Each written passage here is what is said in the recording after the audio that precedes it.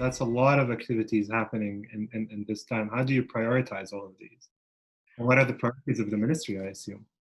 Well, tough question. So for me, Noura is, it's you have those now 7:38 p.m. sessions where many cultural majlises are happening.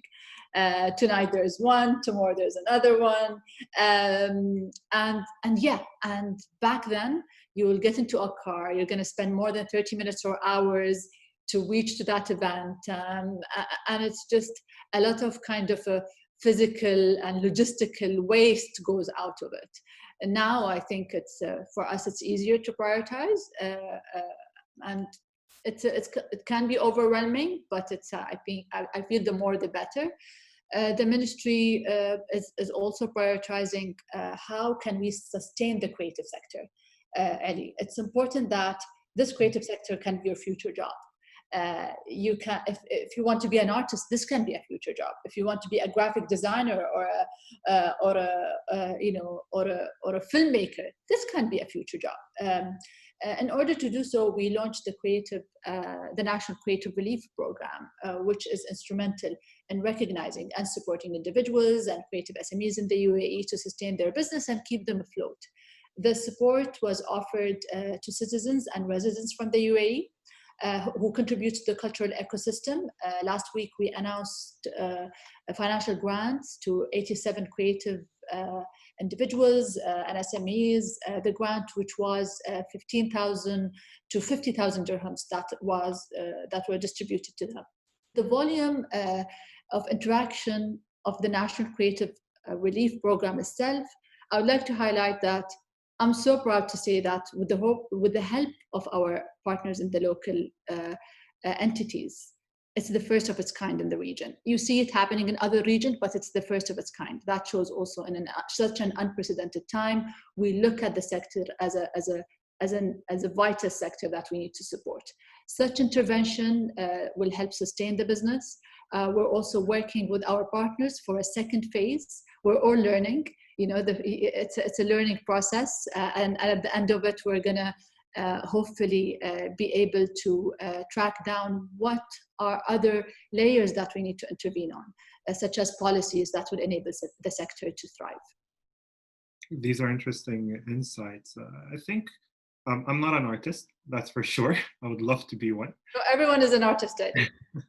I would love to be one, and if time ever goes back and I have the opportunity, I would probably find myself in the field of architecture.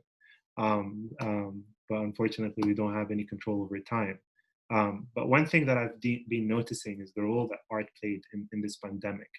Do you feel that art and those cultural identities that we've clearly identified will evolve into something completely different after this pandemic? How is it shifting and how is it changing? We're very curious to know your thoughts about this. I think when we look back and see the prominent works that were created during pandemics, makes us anticipate of what we will witness after such pandemic. So I'll just name a few examples. The Night Visitor, the Ode of Al-Mutanabbi. It was written in 1915, 1965. It was written to the fever that was widely considered as a masterpiece for his classical Arabic poetry. You're having the Taha Hussein's autobiographical narratives in Egypt in 1889 to 1902. It's published Al-Ayyam. Is a story of the author's brother who died in cholera epidemic. Najib's Mahfoud Harapish in 1977 set around the plague infested in the city.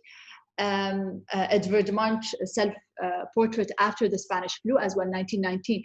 So during those pandemics, there were masterpieces, for their individual arts or then poetry. We asked some of the artists or the writers or the authors, how do you feel? I mean, especially individuals who are in poetry. And they said, this is the best time ever. I mean, we have time to sit in isolation and write and contemplate.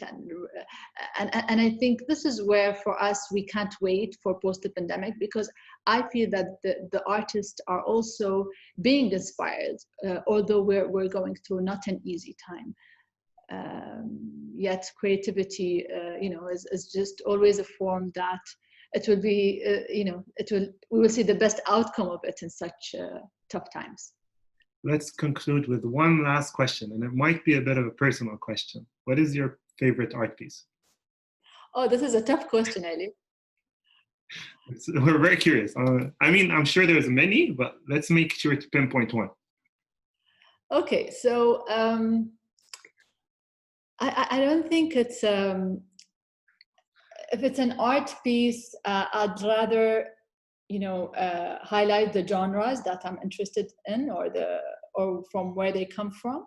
I'm very much interested with the art that comes from the UAE and the region.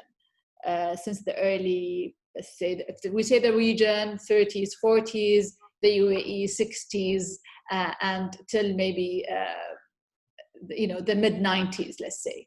And the reason I'm personally interested in that is because I feel that there's a scarcity when it comes to the content of such art and educational materials of our artists in the region, and especially the Emiratis or artists who are not from the UAE but based in the UAE.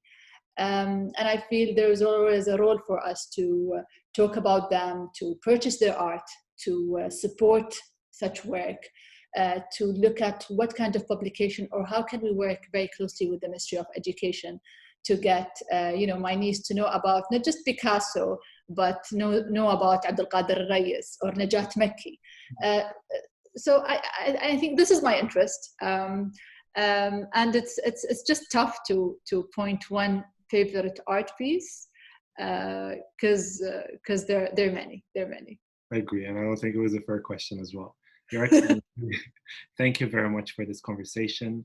I, for one, enjoyed it a lot. I'm very sure that audiences will also enjoy this conversation, and we really appreciate your time. Thank you so much, Ali. Thank you for having me. It has been an honor and a pleasure to be with you today. Thank you.